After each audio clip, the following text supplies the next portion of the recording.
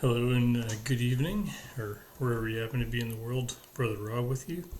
So I just want to do a quick video about the Third Commandment. Now the Third Commandment, I have my Bible here, open to Exodus 20 verse 7, says, "You shall not take the name of the Lord your God in vain, for the Lord will not hold him guiltless who takes his name in vain."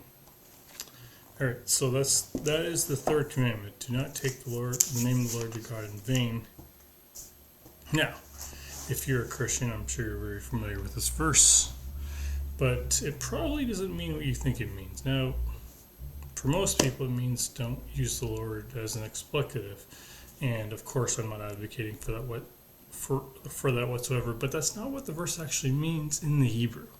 In the Hebrew, the verse actually means do not misrepresent the Lord in the way you live.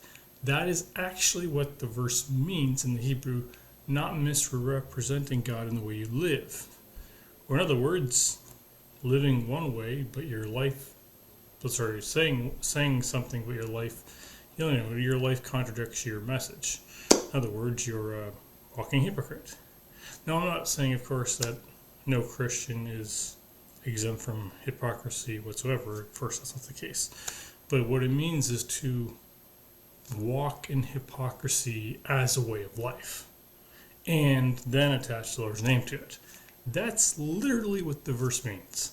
To take the Lord's name in vain is to misrepresent him as a way of living, and then put your name on it, and then attach your name to it. And again, I'm not saying to, of course, use the Lord's name as an expletive.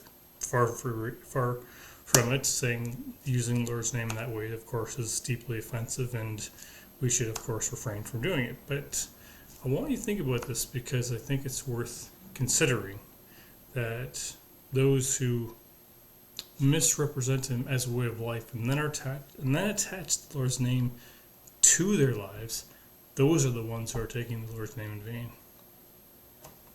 Alright, that's it for now. Peace out, Brother Rob.